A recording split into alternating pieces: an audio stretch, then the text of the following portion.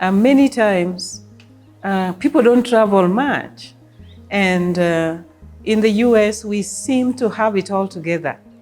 You know, the third world countries somehow desire to go to developing countries because they see that they're missing something. But in the US, a lot of people don't think they're missing anything because they have everything they need. And yet, there is another world beyond the boundaries. I desired to train global scientists, people who are not just limited to the US experience also, but to be able to experience the research and look at life, really, not just research, but general life through the lens of these other people.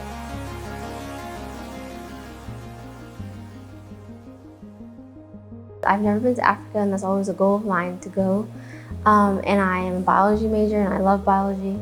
And I'm also taking Swahili back in the United States. And so Kenya is a Swahili-speaking country, and I wanted to be in Africa, and I love research. And so it was just like all of the things I was looking for lined up in this. I had a few botany classes and stuff back in the States, but here it was more in depth, and I actually got to, you know, get a feel for like, is this like what I actually want to do, and I really love it a lot. Just as a university student, you're in biology labs, chemistry labs, and you know, sometimes you don't really expect anything to be made of the things that you're learning, but it was really interesting to know that the things that I had learned back at school were able to make such a big impact once finishing my data. So. Coming to Kenya, I've been fortunate to meet a lot of people and to experience an opportunity which has changed my perspective not only on how I conduct research, but how I see the world around me. I didn't really think my lab days would be as long as they were, and I think I've really grown from that and realized how much I'm able to handle, and realized that I do really love research. Even though I don't always love being in lab that long, I love doing the research. I love doing it with the people I do it with. I think that now I have obtained so many skills, such as working in a lab and interacting with people who come from different backgrounds from me. This global experience has given me the skill to become a better person, as well as being a better leader in the field of research. It has definitely impacted me, because not only has it made me a true scientist, but it made me a global scientist as well.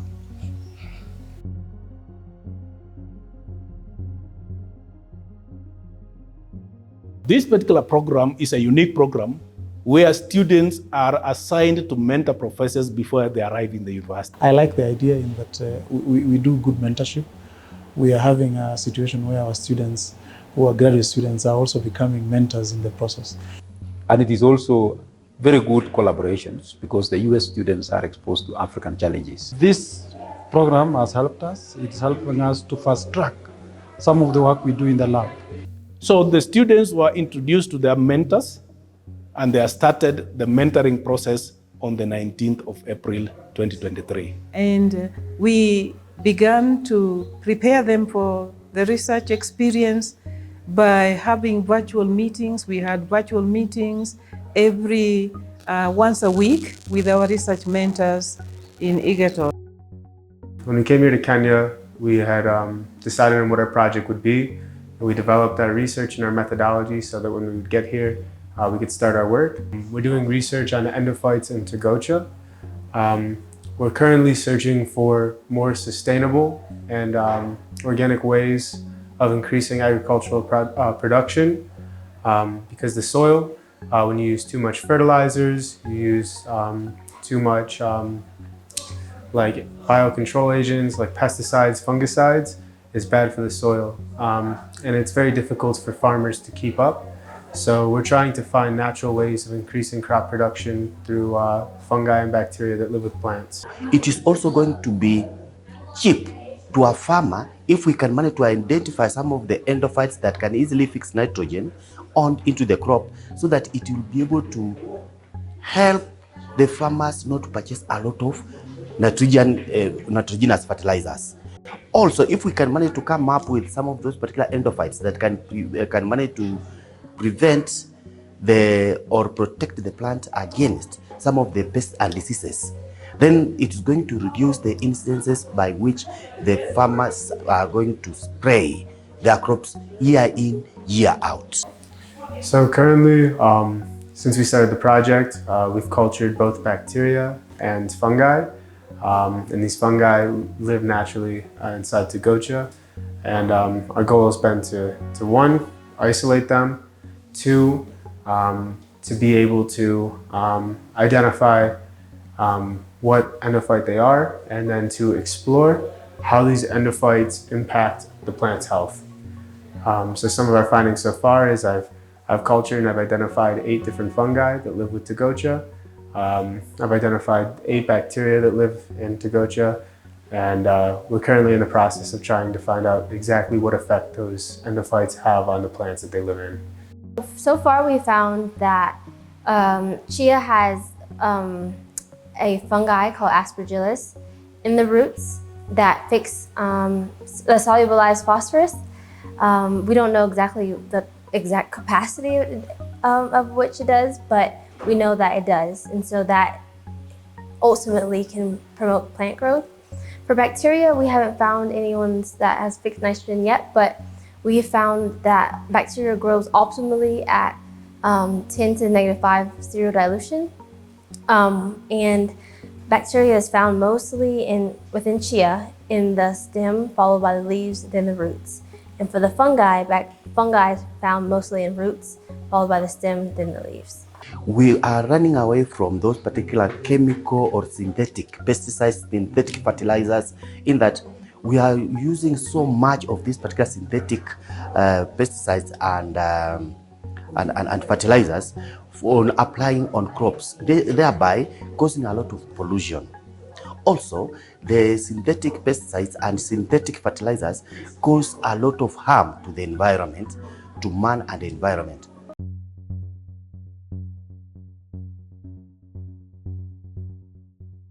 My first year, I had a chance to work on a project on determining the nutritional and anti-nutritional profile of cassava leaf, which was to identify the protein content, the fiber content, phytate content, and then the cyanide content. So last year, part of my result, I was able to analyze that the variety of cassava leaf that I was studying had up to 22% of protein content, which then led me to move on to my next project. That brings me on my second year to determine the amino acid profile present in those leaves, as well as the mineral content of those different varieties of cassava leaves. And we started, we collected our sample from a city called Migori County towards Western Kenya.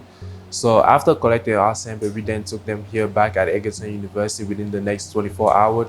Those samples was preserved in a cooler where we then took them back here at Egerton, and then we placed them in the oven to dry them for about 2 days.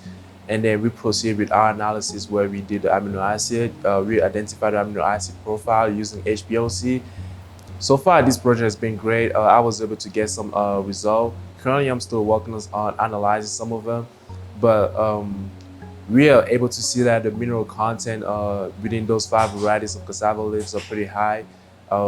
So letting us know that these varieties of cassava leaves are pretty nutritious for our diet. Here in Kenya, we find out that the majority of the population rely mostly on corn, which is not a drought-resistant plant. And then Kenya is mostly known to have over 80% of arid and semi-arid. And then the reason why we study cassava is because cassava is a drought-resistant plant that can grow all year long. And then seeing that we can utilize this crop for its root and its leaf, I definitely recommend the population of Kenya to start using this crop. Beetroot is a plant that is widely cultivated on commercial and residential farms in Kenya. However, it has a very high moisture content and a very short shelf life. Henceforth, we are working to analyze and develop various methods of drying to prolong the shelf life and consumability of this plant. So we are looking at ways of ensuring longer shelf life for a beetroot product, where we are doing drying and milling. But on top of that, we want to see whether different methods of drying will achieve the same results in terms of the nutritional profiles that we eventually get from the beetroot powder. The idea for this is to start making infusion teas with the beetroot when it's powdered, but we need to ensure that we are also maintaining the nutrition quality of it. I'm using 3 different methods of beetroot drying to see which method retains the most amount of nutrients.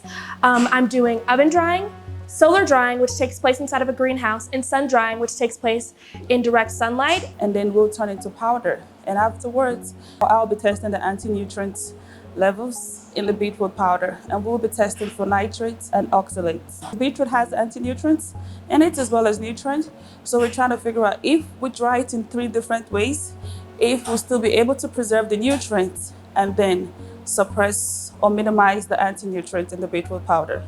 So for nitrates, we tested using a spectrophotometer, and then for oxalates, we tested using titration.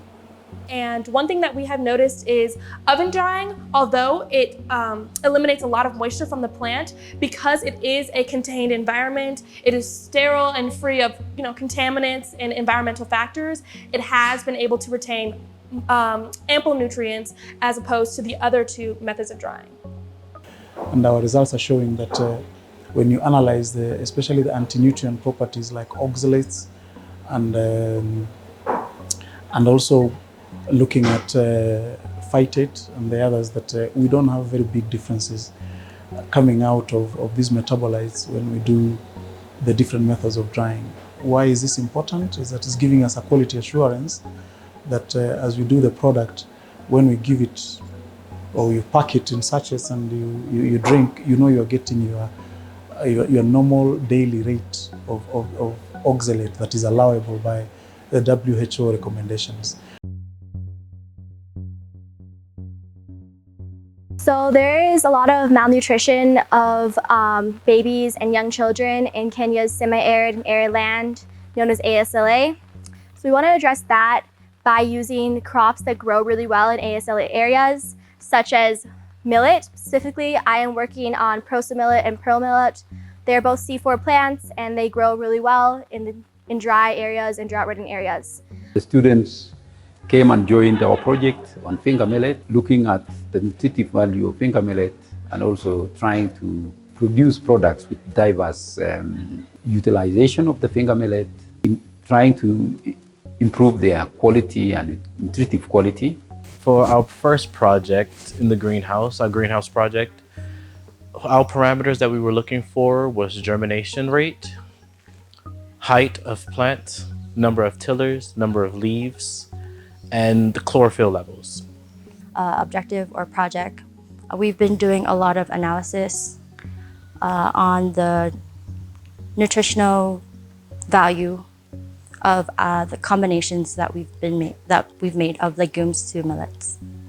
For our first project, our preliminary data was that the lower regimen of water, which was 1 liter per week, had the optimal growth, while the higher regimen of water, which was 3 liters per week, had the least amount of growth and from observation, the least amount of chlorophyll levels. But for our second project, the data that we've found is that there is no significant change between the fermentation time, ratios, and varieties of baby food formula. However, so something I've noticed in this greenhouse experiment is that nitrogen really affects the plant height, and plants with higher nitrogen tend to be taller, which kind of matches with the literature. I've read nitrogen is really important for plant growth.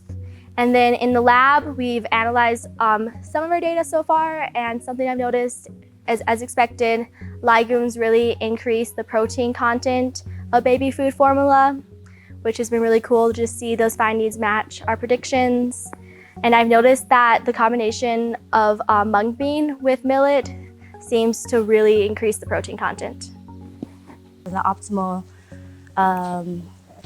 treatment for finger millet crops is for low water regime and high nitrogen treatments or high nitrogen levels of fertilizer.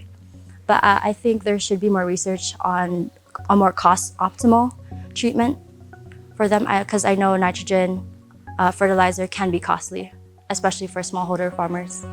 And for baby food formula, I would recommend, for my findings, the most optimal would be chickpea and cacoin B1. they're the most nutritious. And then if you put them at a 1-to-1 ratio, they give higher % of protein.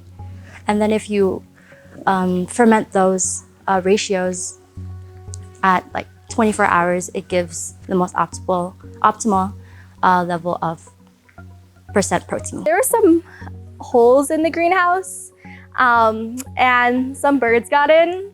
So catching them was really fun. We'd run around with like buckets just above our head, trying to catch them, bring them outside and do it safely. There's a bunch of us just trying to corner the bird. I felt a little bad for the bird. It was probably really, really terrified, but we were able to catch it and safely release it. And that was actually a really fun and funny experience. Fly. Essentially, maize is the #1 crop used by both humans and animals. And also because of climate change and how dry the land is getting in Kenya, it's being harder for maize to be cultivated on a nationwide level for both humans and animals. So the problem we're trying to solve is essentially using the plant called sorghum as a substitute for maize, specifically for livestock, so that humans can continue to use maize, but animals will be using the sorghum crop as a feeder fodder. I've been working on sorghum for the last 10 years. And so what we have tried to do is try as much as possible to select sorghum varieties that can be used in various aspects. And to be able to do that, we have tried to incorporate certain traits that will make feed from sorghum more palatable, more nutritive, and demand-oriented. We want to concentrate in one genotype, 3 traits. That is low lignin, increased sugar on the stalk, and stay green trait. These 3 will make a genotype that is released for fodder to be more nutritive and more usable. So, the coming of the fellows from US have helped us to fast track some of this work. They came at a time when we already have several lines that came as a result of the process, and we want to evaluate to see which among them will be a promising line that can be released as a variety. And what I'm doing in Kenya is researching sorghum as a replacement for maize, for feeder fodder for livestock. And in specific, my experiment includes finding the lignocellulosic composition, as well as determining the approximate analysis of sorghum as a feeder fodder for livestock. I came here to work with Dr. Sherio and Elisabeth on the sorghum project, and I was assigned to determine the agronomic traits along with the digestibility of the sorghum. And we went in the field. For the bulk of our project was mostly field monitoring and agronomic traits, which took the bulk of the 6 weeks we were out here before we got into the lab. And that included measuring plant height, tillers, watering the fields, just caring for the greenhouse, both greenhouses every day. For the first 5 weeks, we were working on watering the sorghum in each greenhouse, as well as measuring the agronomic traits, such as how tall they are, how many sorghum are in a row, and how many tillers are on each sorghum. But eventually, the last 2-3 weeks, we worked closely with the laboratory side of this project. So I did projects such as ash, finding the crude protein, the crude fibers, as well as the crude fat in each of the 45 sorghum genotypes. And also, as I stated earlier, we're still undergoing experiments, but we're still trying to find the lignin and cellulose composition of those aforementioned sorghum genotypes. So based on the findings that we've researched, we found multiple genotypes of sorghum that are have a significantly more amount of nutrients, minerals, as well as protein than the commercially used sorghum that's already out there. So what this means to farmers and scientists is that we can start to recommend for those genotypes to be used, which will provide a higher nutrient, protein, and mineral count than the sorghum already used. So during my findings, we found that we actually had quite a few genotypes of sorghum that were actually better than the commercial uses that we use back in the States. So I honestly think it was an amazing experience, and it was super successful because we compared it to a genotype called sugar grace, as in the sorghum that we had. Although the agronomic traits like biomass and plant height, they didn't show any difference in anything for sorghum with that. But as far as digestion and metabolism, we actually showed very good improvement from the sugar grace genotype that we had. And so far, we have identified among the 11 that they worked on, 3-4 of them are doing very well. The work is still going on, and I hope we are going to be able to release very good quality materials. The first lot helped us to identify genotypes low in prussic acid. And so far, I know one of the PhD students has completed that work. The second lot, we were evaluating varieties that are salt tolerant and cold tolerant. Again, that work is almost being concluded, and that's why I'm saying this program is actually helping us to be on our toes and be able to finish some of the work that is already in place. So thank you very much. I commend the program. Today, 27th of July 2023, we are proud to have hosted a symposium which was courtesy of the cohort 3 2023. Now, as I'm talking now, the symposium has been very successful. Nice presentation, top-notch presentations by undergraduate students. Now, the second output from this particular program are the posters which are on display, and we are going to have a poster session which is going to be graced by none other than the Vice Chancellor, Egerton University, Professor Isaac Kibwage, this afternoon.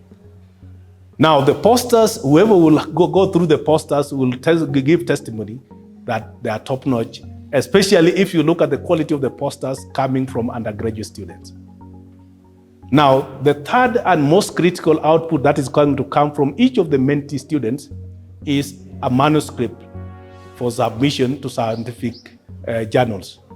And this, they will have time to make sure that after this graduation, they will continue with the research data collection process and analysis process and synthesizing to come up with quality publication in a scientific journal. Now, ladies and gentlemen, I want to assure you that over the 3 cohorts that we've held, these are some of the impacts we've had. One, within the host institution, that is Egerton University, already the university is considering adopting this kind of model so that we can review our curriculum to infuse some of what we've learned from this exchange program. I want to see it improve, that we bring similar order students at the same level together, they work together, so that they benefit from each other. If it is resources which are a big problem, I think I'll promise that I will support the cohort from Egerton University, so they work with the colleagues who come under the fellowship.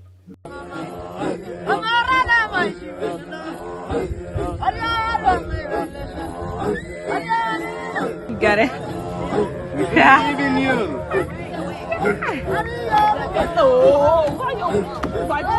Ah! habari.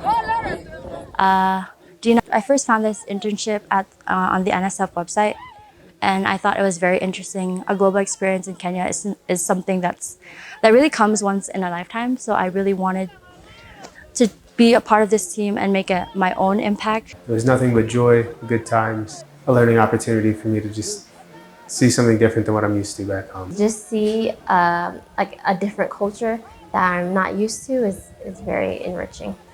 Outside of the field trips and things, just the one-on-one with someone that's actually Kenyan and getting to get the everyday lifestyle was probably like my favorite cultural experience. It's just really interesting to learn the Kenyan culture and customs as an American.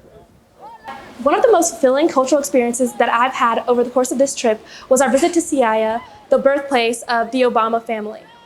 I was very fortunate to have this experience because growing up in Chicago, right around where Barack Obama grew up and where they are building the library down the street from my house, I've really only been able to experience him or learn about him from his experiences in Chicago as the president in the US.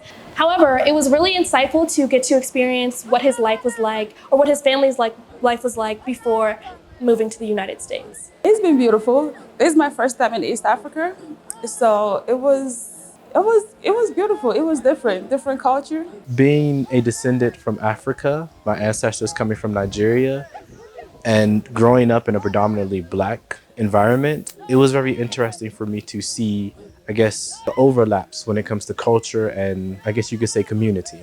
When it comes to vegetation, and especially the variety of birds, it's astounding how many different creatures and plant life is seen here in Africa. I could definitely see why they call it the motherland. There are literally hundreds of REUs. What really drew me to this is the fact that I would get to live in and experience a culture different than my own. I've been able to meet so many amazing people here who have really treated me like amazing friends and family. I've learned a little bit of Kiswahili, which has been so incredible, and I plan to continue learning it when I go back to the United States. I think experiencing a different culture than your own and living in a different climate than what you're used to is one of the best things someone can do for themselves, and I'm so grateful I was able to do that here.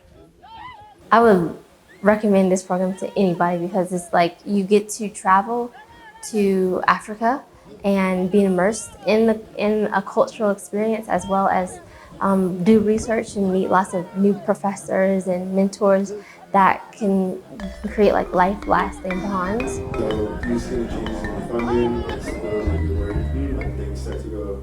I'm going to take the perspective that I've learned here in Kenya back home, apply it to hopefully share it with others and to take it with me as I move forward with my research. So I hope to take home more positive outlook, a better understanding on how the global world conducts science. It's the first time I've been doing lots of new research techniques like making media, doing serial dilutions, and so it's a very influential learning experience for me. I'm incredibly fortunate to have had this global laboratory experience that has equipped me with the necessary skills to take on any sort of research experiences that I will face in the future. One of my favorite moments is when we were collecting our sample from Egerton County. We had to go down the field and collect our sample from the farm, and I found it super interesting to see that I was able to harvest cassava myself, and then it was just so joyful to be able to do that and see how those different crops was being cooked by the different people in Kenya. So also I had an amazing opportunity to visit two great international labs here in Nairobi, which are Ilwe and Isipe. From there, I was able to learn from different fellows the importance of doing research, how they were able to find passion in doing research, and the positive impact that they have on the globe in terms of health and food security. So overall, I'm really grateful for this program. I honestly don't really regret coming here in any way. I think it's helped me grow as a person and researcher. I've met so many people who I know I'll be lifelong friends with, and I'm excited for us to see each other all over the world. We're all from different universities. The people I'm closest with, I had never met before, and I can't imagine my life without them now. When I applied, I knew I was going to be in an environment where I wasn't used to for a long time. It's the longest time I've been away from my parents since I've been born, because I go to college close to home. But as far as being here though, I actually love it though. I like I said, I'm from the city. I'm a city kid. I grew up in the city my whole life, so I've really never seen a farm or a greenhouse in my life. So being here to actually get in touch with what we actually grow, it's an amazing feeling. I can't. It's like I talk about it with my parents all day long. So I would love it, and I would definitely come back. This is the third time that we are hosted here at Egerton University, and the first time being in 2019. We missed 2020 because of COVID, but we were excited to come back last year, 2022. And this year we are here again, so we are very, very happy to be here. The program sponsors students for an international research experience where they do research in a global setting. So we aim to train global scientists. So this is why this site, Egerton University, is a perfect site where we are outside the US, hosted in Africa, Kenya, Africa, Egerton University, but we are also doing research. So we have the global experience component, and we also have the research component. I'd like to acknowledge Dr. Asano for putting together the program and working so hard to help us pursue these projects. I'd like to thank all of the researchers and students that I've met here at Egerton for how they've improved my work and how they've taught me new skills and ways of conducting research. I'd like to acknowledge Egerton University for hosting us and helping to make these projects a reality. I'd also like to acknowledge my university back home for helping me to grow as a scientist and for getting me to a position where I can come and I can work on projects globally. I would love to acknowledge Bowie State and Dr. Asano for putting this on, and then also the professors here at Egerton, like Professor Gendo and my professor, Dr. Joseph Mufura, and my graduate mentor, Mary Simu. I would love to acknowledge them because they have really helped me through this whole experience. They've made the experience the best it can be. And I also like to acknowledge the coordinator here, Abdullahi Iro. He has been such a big help. He's been like our Kenyan father. And of course, Professor Kamau, because he has saved our research many times and has taught us lots of techniques and things, and taught me so many new research techniques and things about research that I've never known before. So, and everybody, all the staff at Egerton has been amazing. So yeah. Professor Sherio, Ian Barnett, who was my partner this whole time, and he never really left me hanging or we haven't had any issues. Nelly Shabet, of course, Dr. Anosano, Abdullahi,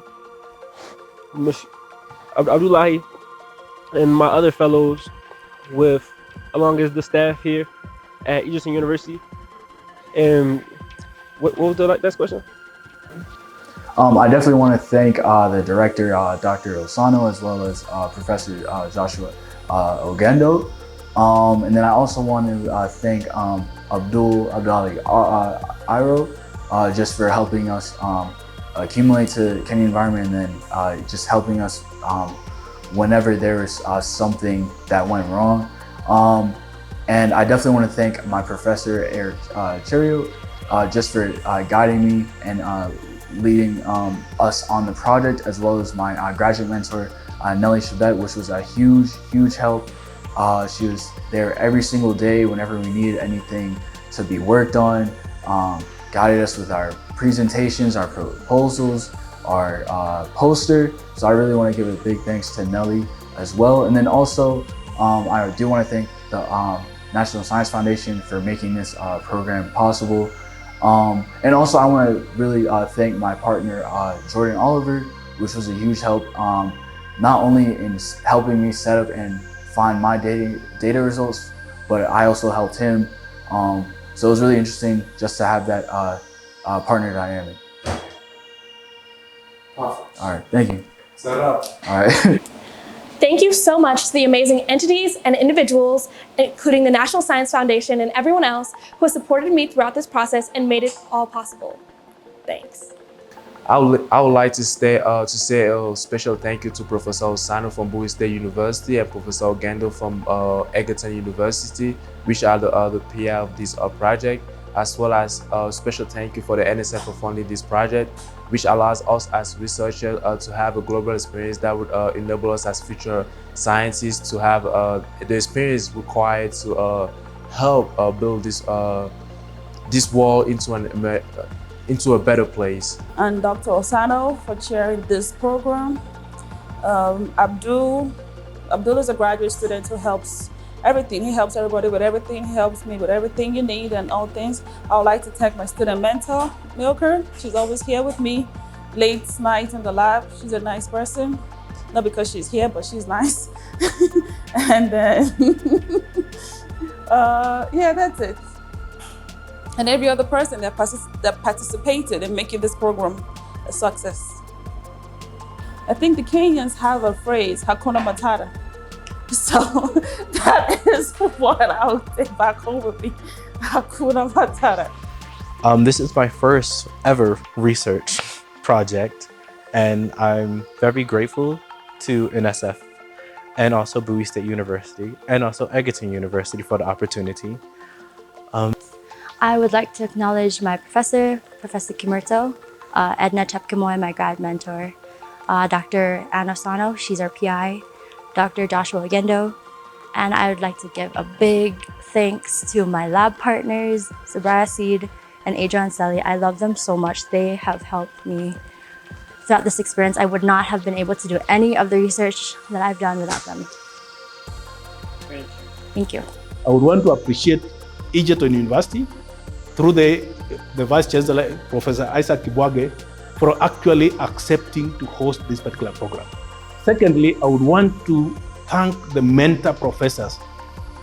They have committed themselves to this process. Now, thirdly, I would want to thank the entire university community for actually accepting to have these fellows in the university and also be willing to support their processes. I want to say thank you to my coordinator, Abdul, that has worked with the students one-on-one and made this happen. The fellows, last but not least, they've worked so tirelessly. I want to thank you, the fellows, for being so persistent. You would not take no for an answer. And for some of them, the last 2 days made the difference. I want to thank the people the agencies that have funded this program. REU, which is Research Experience for Undergraduate Students, funded by National Science Foundation. Thank you to the program officer. I want to appreciate Bowie State University.